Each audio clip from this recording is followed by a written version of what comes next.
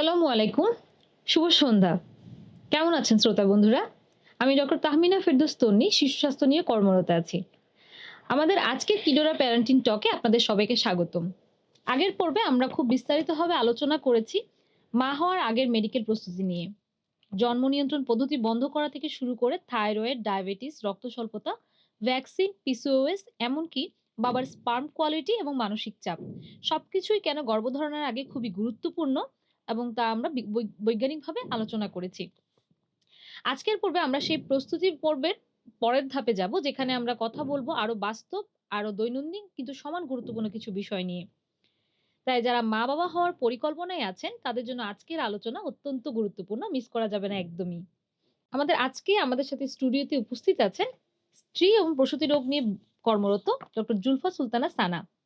Doctor Sana, আমরা গত সেগমেন্টে ইউরিন ইনফেকশন পর্যন্ত কথা বলেছি। এবার আমরা এমন কিছু বিষয় নিয়ে কথা বলবো যা সরাসরি আমাদের দৈনন্দিন স্বাস্থ্য এবং আগামী পুষ্টির সাথে জড়িত। আপনাকে আজকে আমাদের পডকাস্টে স্বাগতম। ধন্যবাদ তন্নি আপু। আসলে এত সুন্দর আর জনসচেতনতামূলক একটি আম আলোচনায় আমন্ত্রণ জানানোর জন্য আপনাকে অনেক, অনেক ধন্যবাদ। আর আমি আশা রাখছি যে আমাদের এই আলোচনা থেকে আমাদের দর্শক যারা আমাদেরকে দেখছেন, আমাদের অনুষ্ঠানটা দেখছেন, শুনছেন, তাদের অনেক উপকারে আসবে এবং তারা সচেতন হতে পারবেন। আমরা আশা রাখি আপনারা অনেকটুকুই সচেতন হবেন এবং এটা আসলে আপনাদের খুব উপকারে আসবে। ধন্যবাদ ডক্টর সানা। আমাদের বিশ্বাস ভ্রান্ত ধারণা থেকে আমাদের মায়েরা বেরিয়ে আসবেন, সমাজের মানুষ সচেতন হবেন এবং মায়ের যত্নের গুরুত্ব বুঝবেন। আমরা একেবারে ১ম যে সেগমেন্ট নিয়ে কথা বলবো, এই পয়েন্টটা খুবই স্পেসিফিক। অনেকেরই দীর্ঘমেয়াদী শ্বাসকষ্ট বা অ্যাজমার সমস্যা থাকে। আবার কেউ হয়তো যক্ষ্মা রোগে ভুগেন বা যক্ষ্মা রোগের চিকিৎসায় আছেন। তাদের ক্ষেত্রে গর্ভধারণের পূর্ব প্রস্তুতি কি বলে আপনি মনে করেন? আপু আ আসলে এটা খুবই গুরুত্বপূর্ণ একটা বিষয়। এটা আমাদের মাথায় রাখা খুব জরুরি। মনে রাখবেন যাদের অ্যাজমা নিয়ন্ত্রণে থাকে না, অ্যাজমা নিয়ন্ত্রণে না থাকলে তখন কিন্তু বাচ্চার কাছে পর্যাপ্ত পরিমাণ অক্সিজেন পৌঁছায় না। অক্সিজেন সরবরাহটা কমে যায়। আবার যাদের টিবি আছে, যক্ষ্মায় আক্রান্ত, টিবির কিন্তু কিছু ওষুধ আছে যেগুলা প্রেগন্যান্সিতে বা গর্ভাবস্থায় পরিবর্তন করতে হতে পারে। তো এই কারণেই হচ্ছে এই ধরনের দীর্ঘমেয়াদী আপনার রোগগুলা থাকলে এই ওষুধগুলা কিন্তু বাচ্চা নেয়ার আগে চিকিৎসকের পরামর্শ অনুযায়ী এগুলা প্রেগন্যান্সি সেফ কিনা দেখে প্রয়োজন হলে পরবর্তী চেঞ্জ করে বা যাচাই বাছাই করে নিতে হবে আমাদের। আচ্ছা। আচ্ছা, আমরা এবার ওভুলেশন কিট নিয়ে একটু আলোচনা করব। আমরা তো এ পর্যন্ত অনেক ধরনের রোগ, প্রেগন্যান্সির সময় কি, কি সমস্যা হতে পারে, সেই সমস্যাগুলো হওয়ার আগে কি করতে হবে বা প্রেগন্যান্ট হওয়ার আগে এই সমস্যাগুলো নিয়ে কেন কাজ করা জরুরি, এই বিষয়গুলো নিয়ে আমরা আগের পর্বে এবং আজকের পর্বে কথা বলেছি। আরো কিছু বিষয় নিয়ে আমরা আজকে কথা বলব। তার আগে আমরা একটা পয়েন্ট নিয়ে কথা বলতে যাচ্ছি, সেটা হচ্ছে ওভুলেশন কিট। জি। এই পয়েন্টটা আধুনিক মায়েদের জন্য খুব জরুরি একটা বিষয়।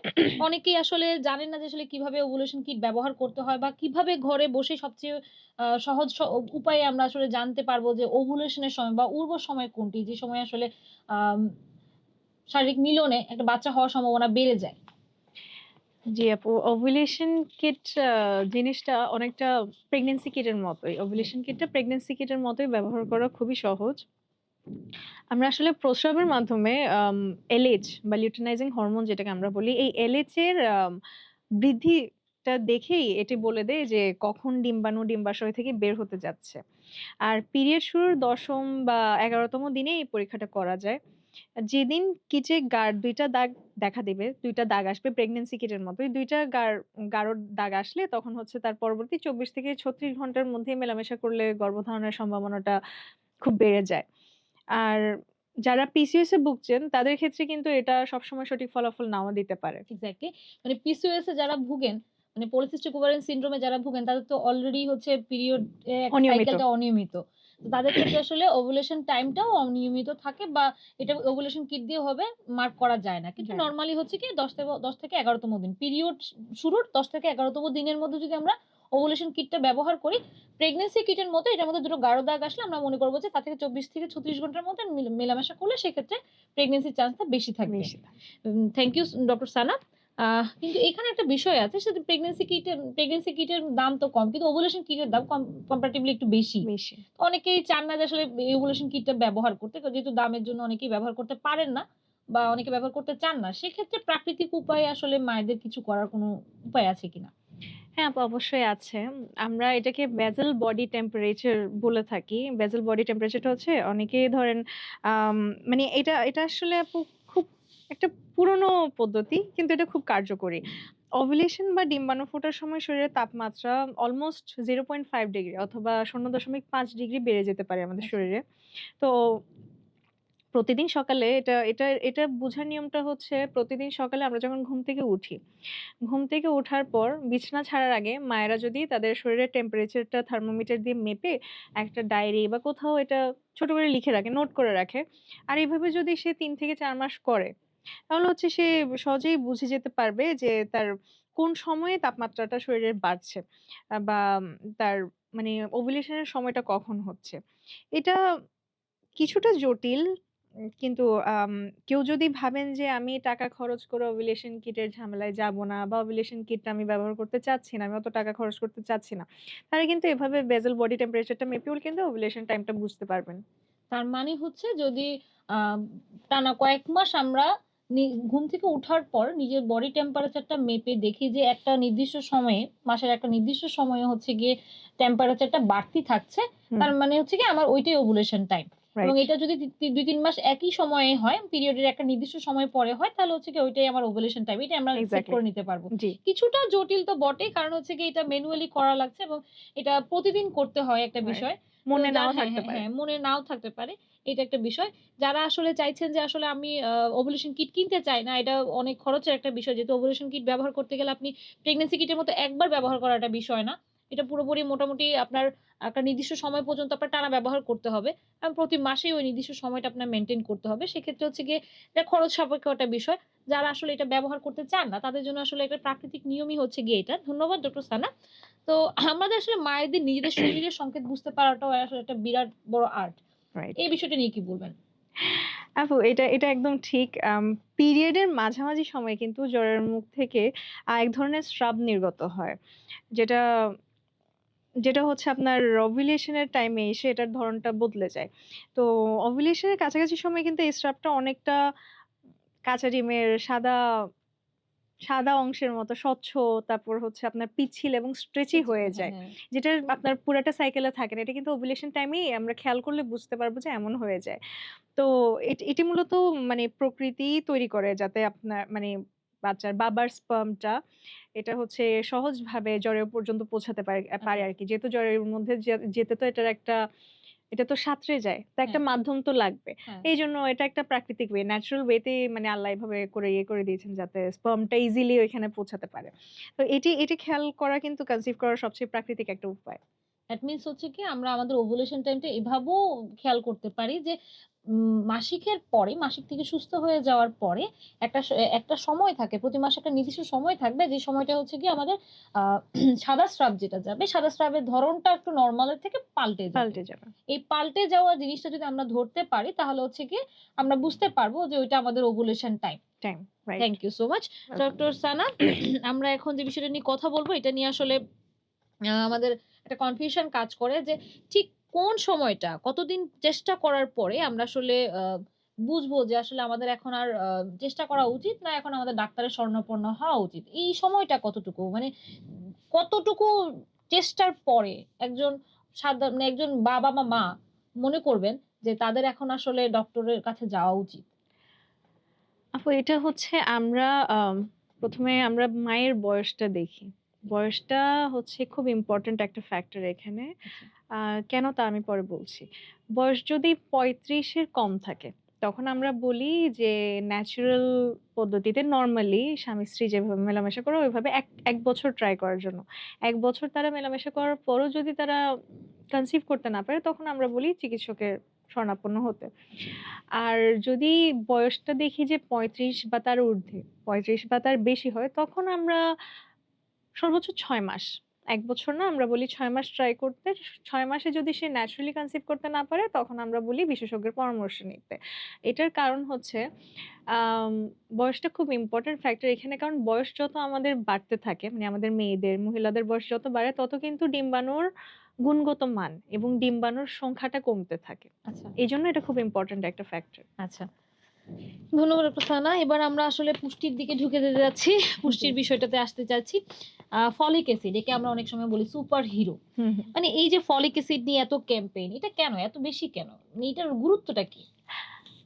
এটার গুরুত্ব আপু অপরিসীম। ফলিক অ্যাসিডটা হচ্ছে আসলে ভিটামিন B9।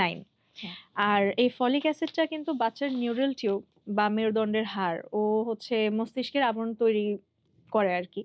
তো মজার ব্যাপার হলো এই ঘটনাটা কিন্তু প্রেগন্যান্সির ১ম ২৮ দিনের মধ্যেই ঘটে যায়। আচ্ছা, আচ্ছা। আর অনেক সময় কিন্তু এই টাইমটাতে অনেক মা বুঝতেই পারেন না যে তারা প্রেগন্যান্ট। এক্সাক্টলি। তো দেখেন মানে প্রেগন্যান্সি পজিটিভ আসার পর আসলে খাওয়া শুরু করলে তখন অনেকটা দেরি হয়ে যায়। হ্যাঁ, যেহেতু এটা ২৮ দিনের মধ্যে একটা বাচ্চার এত ইম্পোর্টেন্ট একটা জিনিসের সাথে ইনভলভ। তো তাই আমরা বলি যে বাচ্চা নেয়ার অন্তত ৩ মাস আগে থেকে ৪০০ মাইক্রোগ্রাম করে এগুলা ট্যাবলেট আকারে পাওয়া যায়। ট্যাবলেটটা শুরু করে এটা কিন্তু জীবন রক্ষাকারী একটা মানে সিদ্ধান্ত হিসেবে আমরা কাউন্ট করি আরকি।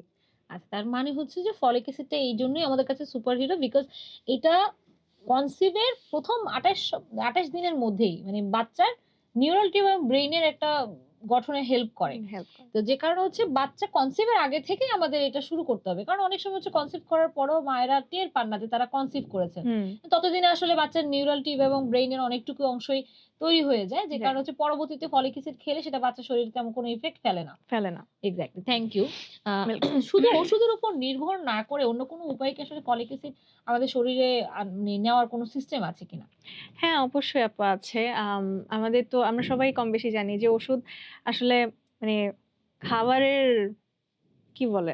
মানে খাবার যদি আমরা ঠিকভাবে না নিই, অনেক ওষুধ হচ্ছে ওই ডেফিসিয়েন্সি টা পূরণ করার জন্য আমরা ওষুধটা নিচ্ছি। তার মানে আমাদের ফার্স্ট আমাদের প্রাইমারি সোর্স হচ্ছে কিন্তু খাবার। হ্যাঁ, তো আম আপনার কিছু খাবার যেমন হচ্ছে সবুজ শাক, যেমন পালং শাক, তারপর হচ্ছে কচু শাক, ব্রকলি, সিমের বিচি, বাদাম এবং টক জাতীয় ফলে কিন্তু প্রচুর পরিমাণ ফলিক অ্যাসিড থাকে। জি। আ তবে খাবার রান্নার পদ্ধতির উপর কিন্তু অনেক কিছু নির্ভর করে। অনেক সময় আমরা এমনভাবে রান্না করি, খুব বেশি মানে বয়েল করে ফেলি খাবারকে। ওই টাইমে কিন্তু অনেক সময় অনেকগুলা আমাদের ভিটামিনস, মিনারেলস এগুলো কিন্তু নষ্ট হয়ে যায়। ডেস্ট্রয় হয়ে যায়, হ্যাঁ। ডেস্ট্রয় হয়ে যায়। এজন্য আমাদের হচ্ছে এর কারণেই প্রেগন্যান্সি যেহেতু খুব কমপ্লিকেটেড একটা জার্নি। এটা যেমন সুন্দর তেমন কিন্তু অনেক কমপ্লিকেশনস ও এখানে হ্যাঁ, আছে। হ্যাঁ। এজন্য আমরা ওই খাবারের মাধ্যমে ইন কেস যদি আমরা প্রপার পরিমাণের পুষ্টিটা বা ভিটামিন, মিনারেলস না পাই, এজন্যই হচ্ছে পাশাপাশি আমরা সাপ্লিমেন্ট টাও নিতে বলি। এজন্য আমরা বলি যে খাবার আর সাপ্লিমেন্টেশন ২ টাই খুব গুরুত্বপূর্ণ এই টাইমে। দ্যাট মিনস হচ্ছে আমরা খাবারের মাধ্যমে যেটা পাচ্ছি সাথে হচ্ছে আমাদের এক্সট্রা ফলিক অ্যাসিড হিসেবে সাপ্লিমেন্টেশন টাও নিতে হবে। হবে। বিকজ হচ্ছে আমরা অনেক সময় দেখা যায় যে আমাদের খাবারের রান্নার তারতম্যের কারণে রান্নার বিভিন্ন প্রসেস এর কারণে হচ্ছে ভিটামিনটা নষ্ট হয়ে যেতে হয়ে পারে। যেতে পারে। গত পর্বে আমরা আসলে রক্ত শূন্যতা নিয়ে অনেক কথা বলেছি। রক্ত শূন্যতা কেন প্রেগন্যান্সির সময় অনেক বেশি গুরুত্বপূর্ণ একটা বিষয়। তো আয়রন সাপ্লিমেন্টেশন নিয়ে আমাদের দেশের মায়েদের এবং আমাদের সমাজে একটা অবহেলা দেখা যায়। প্রেগন্যান্সির সময় এই যে আয়রন সাপ্লিমেন্টেশন এটা আসলে কতটা জরুরি? আপু এটা হচ্ছে মা হওয়ার পর তো আয়রন লাগেই। আমরা সবাই জানি যারা মা হয়েছেন তারা সবাই জানেন যে আয়রন অন্তত ২ থেকে ৩ মাস মাস্ট আমরা নিতে বলি। কিন্তু বাচ্চা নেওয়ার আগে যদি আমাদের শরীরে বা মায়েদের শরীরে ফেরিটিন স্টোর যেটা আমরা বলি অথবা শরীরের আয়রন সঞ্চয় কম থাকে, তখন কিন্তু প্রেগন্যান্সির শুরু থেকেই মা প্রচন্ড পরিমাণ দুর্বলতা অনুভব করতে হ্যাঁ, থাকেন। আ দুর্বলতা এবং ক্লান্তিতে ভোগেন আরকি। তো এছাড়া কিন্তু রক্ত কম থাকলে জ্বরের দেয়াল পর্যন্ত রক্ত মানে রক্ত সঞ্চালনটা ঠিকভাবে হয় না, হয় না। পৌঁছায় না। এটা হচ্ছে কিন্তু ভ্রূণের মানে বড় হওয়ার পথে খুব বড় একটা বাধা সৃষ্টি করে। তাই আগে থেকেই যদি রক্ত পরীক্ষা করে আমরা আয়রন লেভেল ঠিক করে নেয়ার মানে আয়রন লেভেল ঠিক করে নেওয়াটা হচ্ছে আমি বলব খুব বুদ্ধিমান একটা কাজ। আর অবশ্যই ডাক্তারের পরামর্শেই কিন্তু আয়রন সাপ্লিমেন্টেশনটা নেওয়া জরুরি। আচ্ছা। তার মানে হচ্ছে কি আমাদের আ প্রেগন্যান্সির সময় থেকেই হচ্ছে গিয়ে আয়রনটা আমাদের জরুরি। বিকজ হুম, হচ্ছে বাচ্চার গ্রোথ এবং সাথে হচ্ছে গিয়ে আর্লি প্রেগন্যান্সি না আর্লি লেবার না উঠে এবং বাচ্চার পর্যাপ্ত পরিমাণ অক্সিজেন সাপ্লাই পায়। তার জন্য হচ্ছে গিয়ে আমাদের অবশ্যই আয়রনের প্রয়োজনটা আছে। জি। এবারে আমাদের যে পয়েন্টটা নিয়ে কথা বলব, এটা নিয়ে আসলে অনেকের চিন্তা অনেকটা বেশি। ক্যালসিয়াম মা হওয়ার আগে মানে ক্যালসিয়ামের প্রয়োজনটা এত বেশি কেন? মা হওয়ার আগে থেকে কেন এটার প্রয়োজনটা এত বেশি? আপু আমরা যদি বাচ্চার ক্ষেত্রে দেখতে যাই, একটা বাচ্চা কিন্তু যখন মায়ের পেটে থাকে, সে কিন্তু ক্যালসিয়ামের জন্য তার মানে বাচ্চার হাড় ও দাঁত গঠনের জন্য যে ক্যালসিয়ামটা লাগে, এটার জন্য সে কিন্তু পুরোপুরি মায়ের শরীরের ক্যালসিয়ামের উপরেই নির্ভরশীল। হ্যাঁ। আর মা যদি প্রেগন্যান্সির আগে থেকে পর্যাপ্ত পরিমাণ ক্যালসিয়াম না খান, তবে কিন্তু বাচ্চার চাহিদা মেটাতে গিয়ে মায়ের নিজের হাড় ক্ষয় হতে থাকে। আচ্ছা। কারণ আমার তো বাচ্চার কাছে এটা যেতে হবে। হ্যাঁ। তো বাচ্চার কাছে যাওয়ার জন্য এটা কিন্তু মায়ের হাড় থেকেই মানে এটা যদি এক্সট্রা পরিমাণে না থাকে তখন কিন্তু মায়ের যে নরমাল লেভেলের মানে মায়ের হাড় মেইনটেইন করার জন্য একটা মানে হেলথি বোন মেইনটেইন করার জন্য যে ক্যালসিয়াম স্টোরটা থাকে ওইখান থেকে কিন্তু বাচ্চার কাছে যেতে থাকে। মানে হচ্ছে বাচ্চার তো লাগবেই। লাগবেই। বাচ্চা তো লাগবেই। বাচ্চা সেটা পূরণ করার জন্য মার কাছ থেকে নিয়ে নিচ্ছে। নিয়ে নিচ্ছে। এবং মার শরীরে যদি সেটা কম থাকে তখন সেটা হচ্ছে কি আরো কমে যাচ্ছে। কমে যাচ্ছে। যার ফলে হচ্ছে ভবিষ্যতে মারা কিছু রোগ যেমন অস্টিওপোরোসিস অথবা আপনার এই যে তীব্র পিঠ ও কোমর ব্যথায় ভুগতে থাকেন। তাই এখন থেকেই আসলে দুধ, দই এবং ছোট মাছ খাওয়া বাড়াতে হবে। আর হচ্ছে কনসিভ করার পরে এমনকি বাচ্চার জন্মের পরেও ডাক্তারের পরামর্শে ক্যালসিয়াম সাপ্লিমেন্টেশন টা নিতে হবে। এটা যেন বাদ না যায় কোনোভাবেই। আর জরুরি বিষয় হচ্ছে আপু কনসিভ এর আগে থেকেই ফলিক অ্যাসিড, আয়রন এবং ক্যালসিয়াম এগুলো কিন্তু মায়ের শরীরে ব্যালেন্স থাকতে হবে যাতে মা এবং শিশু দুজনেই সুস্থ থাকতে পারেন। আর এটা তো আমরা সবাই জানি যে একজন সুস্থ স্বাস্থ্যবান শিশুর অধিকাংশটুকুই কিন্তু নির্ভর করে একজন শারীরিক ও মানসিকভাবে ফিট মায়ের উপর। এক্সাক্টলি। আ মায়েদের শরীরে যতটুকু পুষ্টি থাকবে, বাচ্চা ঠিক ততটুকুই পুষ্টি পাবে। পাবে। মা যদি পুষ্টিহীন হয় তাহলে বাচ্চা সুস্থ সবলভাবে নাও জন্মাতে পারে। না, হ্যাঁ। এক্সাক্টলি। Thank you. আমরা এখন যে বিষয়টা নিয়ে কথা বলতে চাইছি, এই বিষয়টা নিয়ে আসলে খুব একটা বেশি আলোচনা হয় না। হুম। কিন্তু এটা আসলে অত্যন্ত গুরুত্বপূর্ণ একটা পয়েন্ট। অনেকেই বলেন যে আ আমার প্রেগন্যান্সির ক্ষেত্রে ওজনটা কেন এত গুরুত্বপূর্ণ? আমি এত বেশি কেন ওজনের প্রতি গুরুত্ব দিব? আমার ওজন বেশি হলেই বা কি? আমার ওজন কম হলেই বা কি? অনেকেই ভাবেন যে আমার তো ওজন কম আছে, আমি তো শুকনো আছি। তাহলে আমার সমস্যাটা কোথায়? মানে এটা কতটা গুরুত্বপূর্ণ? BMI মেইনটেইন করা বা ওজনের যে চার্টটা আমরা মেইনটেইন করতে বলি, এটা গুরুত্বপূর্ণটা কেন? এটা আপু এটা আপু গুরুত্বপূর্ণ এই কারণেই যে ওজন যদি প্রয়োজনের বেশি হয় বা আমরা যদি বিএমআই হিসেবে ক্যালকুলেট করি, বিএমআই যদি 25 এর বেশি হয়, তবে কিন্তু শরীরে অতিরিক্ত পরিমাণ চর্বি থাকে। আর হ্যাঁ। এই অতিরিক্ত চর্বি থেকে কিন্তু ইস্ট্রোজেন নামক একটা হরমোন যেটা হচ্ছে খুব বেশি পরিমাণে তৈরি হতে থাকে তখন। আর এটাই হচ্ছে কিন্তু ওভুলেশনে আমাদের বাধা দেয়। এই হরমোনটা, ইস্ট্রোজেন হরমোনটা। আবার ওজন কিন্তু খুব কম হলেও শরীর মনে করে যে সে এখন বাচ্চা ধারণের জন্য উপযোগী না। তো তাই আদর্শ ওজন বা বিএমআই টা হচ্ছে 18.5 থেকে 24.9 কিংবা 18.5 থেকে 24.9 এর মধ্যে রাখা এর মানে হলো গর্ভধারণের সম্ভাবনা কয়েকগুণ বাড়িয়ে দেয়া। আচ্ছা। এই যে অতিরিক্ত ওজন বা ওবেসিটি যেটাকে আমরা বলছি, তো এই হরমোনের প্রভাবটা কতটুকু? যেমন অনেক মাই বলেন, "আমি তো অনেক মোটা, কিন্তু আমার তো পিরিয়ড স্বাভাবিকভাবেই হচ্ছে। তাহলে আমার কনসিভ হচ্ছে না কেন? বা আমার কনসিভ হতে বাধাটা কোথায়?" আসলে আপু এই যে আমি লাস্ট পয়েন্টেই একটু আগে যেটা বললাম যে আমাদের শরীরে অতিরিক্ত চর্বি বা ফ্যাট সেল থেকে কিন্তু অতিরিক্ত মাত্রায় ইস্ট্রোজেন হরমোনটা রিলিজ হতে থাকে। হুম। তো এই বাড়তি ইস্ট্রোজেন কিন্তু শরীরের স্বাভাবিক হরমোনের ব্যালেন্সটা নষ্ট করে দেয়। আচ্ছা। আর হচ্ছে এর ফলে কিন্তু ডিম্বাণু ঠিকমতো ম্যাচিউর হয় না। ম্যাচিউর হতে পারে না।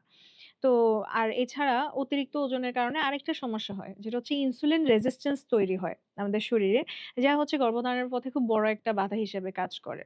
তাই বাচ্চা নেওয়ার আগে ওজনটা কমানো মানে শুধু এই নয় যে আমি দেখতে সুন্দর হলাম। মানে আমাদের তো অনেকেই মনে করে ওজন কমাচ্ছে কেন? হ্যাঁ, ফিট থাকার জন্য, সুন্দর লাগার জন্য। এটা কিন্তু আসলে না।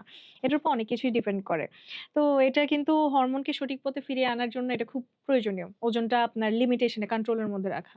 দ্যাট মিনস হচ্ছে পিরিয়ড স্বাভাবিক হতে পারে, ওভুলেশন নাও হতে পারে। হুম। ওজন যদি স্বাভাবিক না হয়, বেশি বা কম হলে সেক্ষেত্রে পিরিয়ড তার স্বাভাবিক হলেও ওভুলেশন যদি তার না হয়, তাহলে সেক্ষেত্রে তার মা হওয়ার সম্ভাবনাটা কমে যায়। কমে যায়।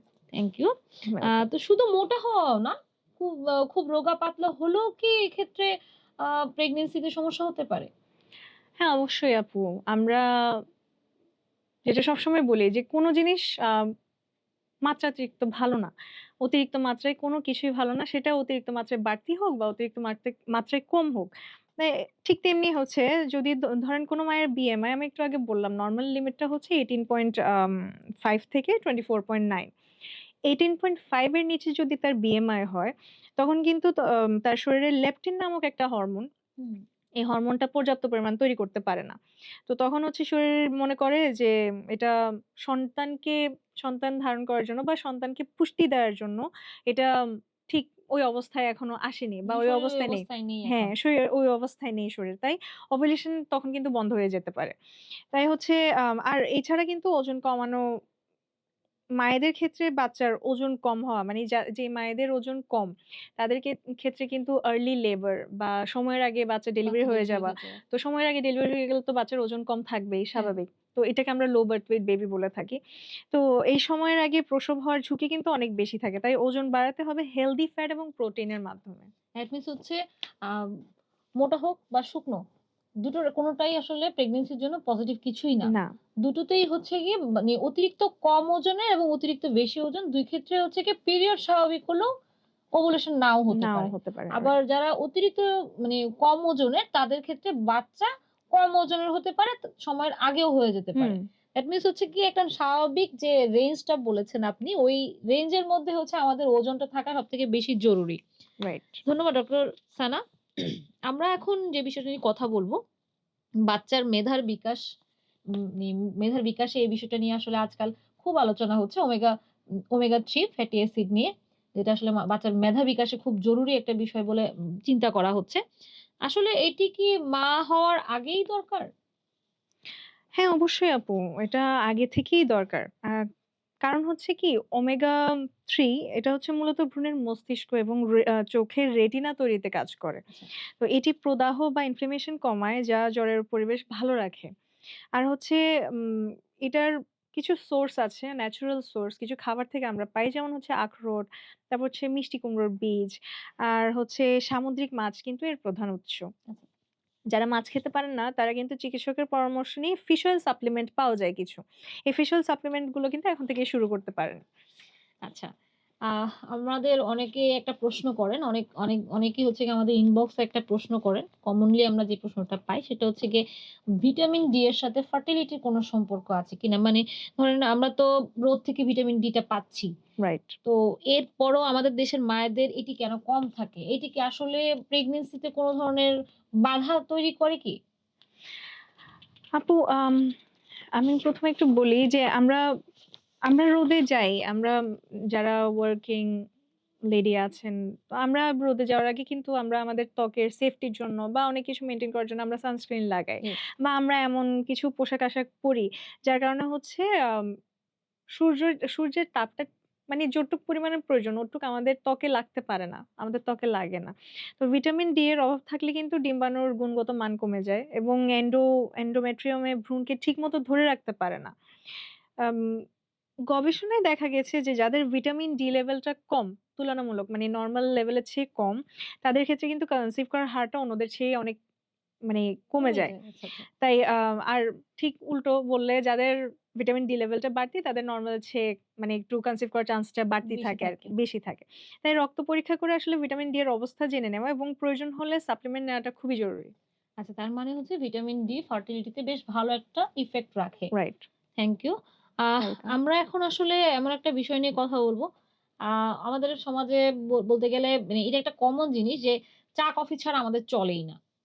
এটা শুধুমাত্র আমি বলব না যে আসলে ওয়ার্কিং পারসন দের জন্য। এটা আসলে যে in general for every person যে আসলে চা কফি ছাড়া আমাদের চলেই না। চলেই না। তো এই যে ক্যাফেইন বা চা আমরা যেটা নেই, এটা আসলে গর্ভধারণের জন্য কতটুকু ক্ষতিকারক বা এটা আসলে কতটুকু উপকারী? এটা মানে চা কফি প্রেমিকদের জন্য এটি আসলে কতটুকু মানে কি বলবেন আপনি এই বিষয়টা নিয়ে? আপু অতিরিক্ত ক্যাফেইন যদি আমি একটা মেজারমেন্ট আকারে বলতে যাই যে দিনে ২০০ মিলিগ্রামের বেশি। এখন ২০০ মিলিগ্রাম তো আর কেউ মেপে খায় না। তাই আমি এটা একটা কোয়ান্টিটি হিসেবে বলে দিব, একটু পর বলছি। আচ্ছা, তো অতিরিক্ত ক্যাফেইনটা কিন্তু আমাদের রক্ত চলাচলকে সংকুচিত করে দেয়। রক্ত সঞ্চালনটা কমিয়ে আনে বা কন্ট্রাক্টেড করে রাখে যা হচ্ছে ডিম্বাণু ইমপ্ল্যান্ট হতে দেয় না।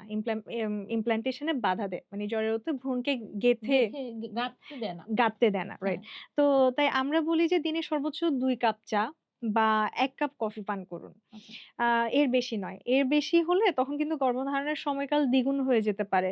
বিশেষ করে ব্লাক কফি বা এনার্জি ড্রিংক তো টোটালি এভয়েড করা উচিত। বলব যে এখন থেকেই বন্ধ করে দেন। দ্যাট মিনস হচ্ছে গিয়ে ক্যাফেইন বা চা বা আপনি কোল্ড ড্রিংকস যেটা বলছেন, এইটা হচ্ছে গিয়ে আমাদের প্রেগন্যান্সি ডিলে করতে পারে এবং যেটা আপনি যেটা বললেন সেটা হচ্ছে কি রক্ত সঞ্চালনে বাধাগ্রস্ত করে। যে কারণে হচ্ছে কি এটা পরবর্তীতে ভ্রূণকে জরায়ুতে গাঁথতে সমস্যা তৈরি করে। রাইট। যে কারণে আমাদের এটা মাথায় রাখতে হবে যে আমরা একটা নির্দিষ্ট পরিমাণ যেটা ডক্টর সানা বললেন, ২ কাপ চা অথবা ১ কাপ কফি এটুকুই সারাদিনের মধ্যে সর্বোচ্চ আ আইদার ২ কাপ চা না হয় ১ কাপ কফি। সারাদিনে সর্বোচ্চ এইটুকুই নিতে পারবেন। যদি আপনি চিন্তা করেন যে আপনি এখন কনসিভ করতে চাইছেন, আপনি এখন বাচ্চা নিতে চাইছেন, তাহলে সেক্ষেত্রে আপনাকে অবশ্যই এর বেশি নেওয়া যাবে না। বা আপনাকে অবশ্যই কোল্ড ড্রিংকস এবং ব্লাক এনার্জি কফি ড্রিংকস। একেবারে এনার্জি ড্রিংক, কোল্ড ড্রিংকস বা ব্লাক কফি আপনাকে এভয়েড করতে হবে। আচ্ছা আমরা এখন খাবারের হাইজিন বা পরিচ্ছন্নতার বিষয় নিয়ে কথা বলতে চাই। জি। কাঁচা খাবারে কি কোনো সমস্যা হয়? প্রেগন্যান্সির সময় বা প্রেগন্যান্সির আগে থেকে যদি আমি কোনো কাঁচা খাবার খাই বা আধা সেদ্ধ কোনো খাবার খাই, এতে কি কোনো সমস্যা হওয়ার কোনো সম্ভাবনা আছে? হ্যাঁ, আপু অবশ্যই সমস্যা হওয়ার সম্ভাবনা আছে। কারণ হচ্ছে গর্ভাবস্থার আগে মানে প্রেগন্যান্সির আগে প্রি-প্রেগন্যান্সি স্টেটে অথবা প্রেগন্যান্সি চলাকালীনও কিন্তু কাঁচা বা আধা সিদ্ধ মাংস বা কাঁচা ডিম বা এইসব যদি ভালোমতো না ধোয়া ওই যে কাঁচা ডিম অথবা ভালোমতো না ধোয়া সালাদ। অনেক সময় হয় না তাড়াহুড়োতে অল্পটুকু ধুয়ে বা অনেক সময় খেয়াল থাকে না, না ধুয়েই খেয়ে ফেলে। এমন ওয়াশ করা ছাড়া জিনিসপত্র খাওয়া থেকে মানে বিরত থাকতে হবে। এগুলো এভয়েড করা বেটার। কারণ হচ্ছে এইসব জিনিসে মানে অর্ধসিদ্ধ অথবা কাঁচা ডিম, অর্ধসিদ্ধ মাংস, আধোয়া জিনিসপত্র এগুলাতে হচ্ছে লিস্টেরিয়া নামক একটা ব্যাকটেরিয়া থাকে। এই ব্যাকটেরিয়াটা হচ্ছে ইনফেকশন করে। ইনফেকশন করলে মায়ের হয়তো তেমন কোনো সমস্যা হবে না। হয়তো হালকা জ্বর। এটাতে মা বুঝতেও পারবে না তার কি ক্ষতি হচ্ছে। কারণ স্বাভাবিক এই অল্প একটু জ্বর আসলো। আম আমার ১-২ দিন জ্বর ছিল আবার ঠিক হয়ে গেছে। বা তাতে কিছুই সমস্যা হলো কি? না বা কিছু কিছুই হ্যাঁ, হলো না, বা অনেক কিছুই সময় হলো না। সিম্পটমই থাকে না, কিছুই হয় নাই। কিন্তু ইনফেকশন ঠিকই ভিতরে, ভিতরে হচ্ছে। এর কারণে কিন্তু খুব বড় একটা ইফেক্ট হয় সেটা হচ্ছে ভ্রূণের উপর। আচ্ছা। মায়ের পেটে থাকা বাচ্চাটার উপর ইফেক্ট হয় যেটা হচ্ছে মানে এমনকি মিসক্যারেজ ও হয়ে যেতে পারে এই ইনফেকশন এর কারণে। তাই হচ্ছে খাবার সবসময় ভালো করে ধুয়ে ফুটিয়ে রান্না করেই খাওয়াটা খুব মানে ভালো একটা মানে বুদ্ধিমানের কাজ আরকি।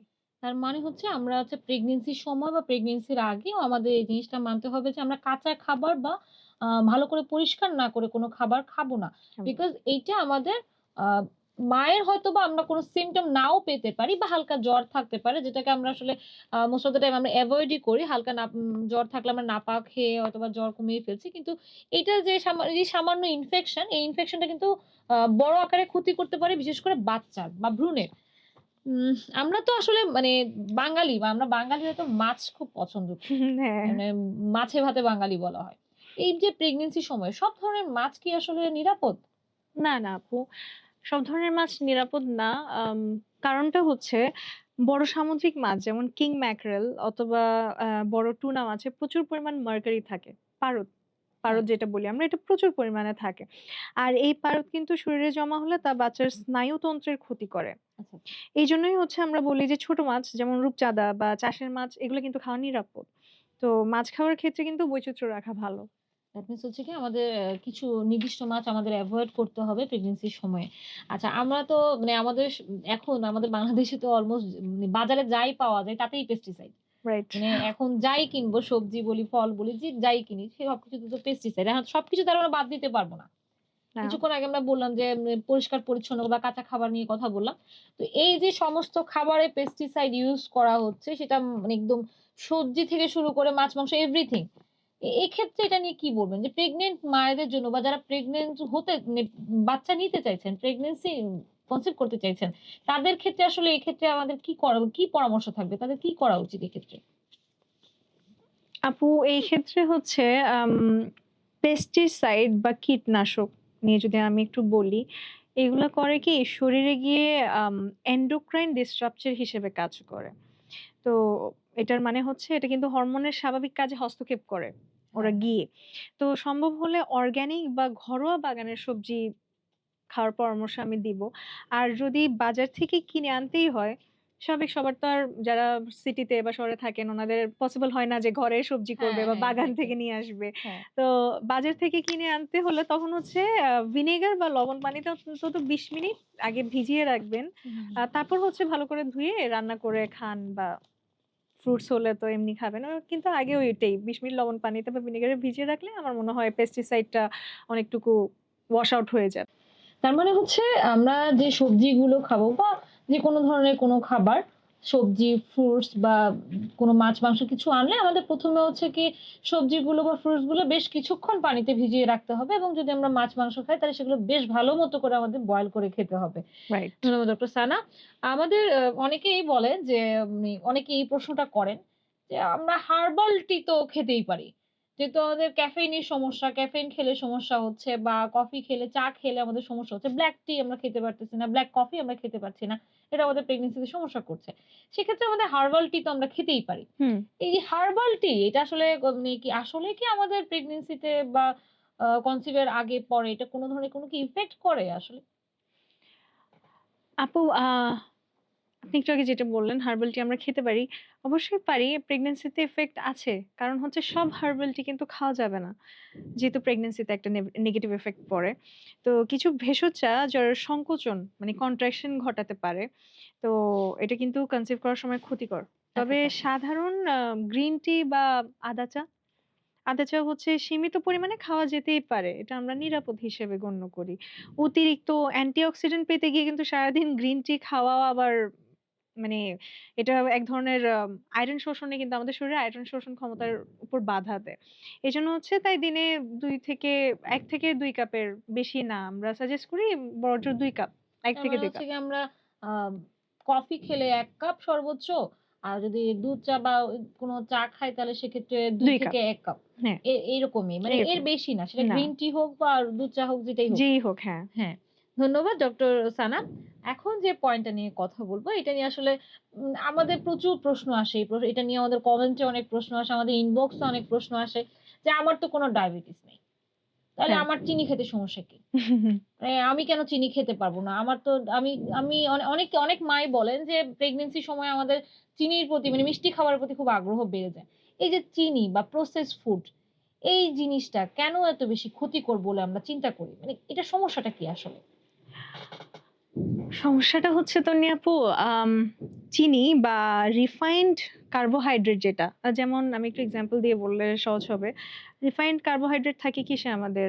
যেমন সাদা পাউরুটি অথবা বিস্কিট এগুলাতে এক্সাক্টলি। রিফাইন্ড ইয়ে থাকে কার্বোহাইড্রেট থাকে। তো এগুলা কিন্তু রক্তে ইনসুলিনের মাত্রাটা খুব দ্রুত বাড়িয়ে দেয়। আচ্ছা, একদম মানে স্পাইক আপ করে যায় সাডেনলি। আচ্ছা, তো এইজন্য হাই ইনসুলিন মানেই হলো যে শরীরে হরমোনের বিশৃঙ্খলা। যেটা আমি হ্যাঁ, আগেও হ্যাঁ। কয়েকবার কয়েকটা জায়গায় বলেছি। এটা কিন্তু ডিম্বাণু ম্যাচিউর হতে বাধা দেয়। আচ্ছা। তো একে আমরা বলি সুগার স্পাইক। তো সুস্থ ডিম্বাণুর জন্য কিন্তু আমাদের চিনি ও মিষ্টি জাতীয় খাবার সম্পূর্ণ বর্জন করা অথবা অন্তত ন্যূনতম পর্যায়ে নিয়ে আসা এখন থেকেই খুবই জরুরি। তার মানে হচ্ছে আমরা প্রেগন্যান্সি বা কনসিভ এর চিন্তা যদি আমরা করি, তাহলে সেক্ষেত্রে আমাদের মিষ্টি জাতীয় খাবারটা একটু কন্ট্রোল করে ফেলতে হবে। মানে একেবারেই কন্ট্রোল করে ফেলতে হবে, মিনিমাম করে ফেলতে হবে এবং চিনি ডিরেক্ট চিনি বা রিফাইন্ড সুগার আছে এরকম খাবারগুলো আমাদের এভয়েড করতে হবে। করতে হবে। ধন্যবাদ সানা। আমরা আসলে এই খুব গুরুত্বপূর্ণ বেশ কিছু বিষয় নিয়ে কথা বলেছি। আমরা আমাদের আজকের এপিসোডটা এখানেই শেষ করব। পরবর্তী এপিসোড আমাদের ঠিক এই জায়গা থেকেই শুরু হবে। পরবর্তী এপিসোডে আমাদের এই আজকের যে আলোচনাগুলো হচ্ছে এখান থেকে আমরা কন্টিনিউশন এ যাব। ধন্যবাদ ডক্টর সানাকে আমাদের সাথে উপস্থিত থাকার জন্য এবং আমাদেরকে এই যে বিষয়গুলো এতটা ডিটেইলস করে বুঝিয়ে বলার জন্য। আমি আশা করছি আমাদের শ্রোতা বন্ধুরা, আমাদের দর্শক বন্ধুরা যারা আমাদেরকে শুনছেন, দেখছেন তাদের জন্য অনেক উপকারে আসবে। আপনাদের যদি কোন ধরনের কোন কমেন্টস থাকে, কোন ধরনের কোন জিজ্ঞাসা থাকে বা আপনাদের যদি কোন ধরনের কোন মজার কোন অভিজ্ঞতা থাকে আমাদের সাথে আপনারা শেয়ার করতে পারেন। আপনাদের জন্য আমরা অপেক্ষায় থাকবো আপনাদের কোনো প্রশ্ন থাকলে সেটার উত্তর দেওয়ার জন্যে। আ এরপরেও আপনাদেরকে জানিয়ে রাখছি, আপনাদের সাথে আমাদের এই এপিসোডের পরবর্তী পর্ব নিয়ে কথা হবে আ আগামী পর্বে ইনশাআল্লাহ। সে পর্যন্ত সুস্থ থাকুন, ভালো থাকুন। আপনাদের জীবন সুন্দর হোক এবং স্মুথ হোক। আ যারা মা হতে চাইছেন, যারা কনসিভ করতে চাইছেন, যারা নতুন বাবা-মা হতে চাইছেন, তাদের জন্য যেন আমাদের এই এপিসোড গুলো আ আপনাদের জন্য যথেষ্ট পরিমাণ উপকারে আসে। আপনারা সচেতন হন, মায়ের যত্ন নিন, নিজের যত্ন নিন এবং বাবারাও অবশ্যই নিজেদের যত্ন নিন। ধন্যবাদ সবাইকে। আসসালামু আলাইকুম। ভালো থাকুন।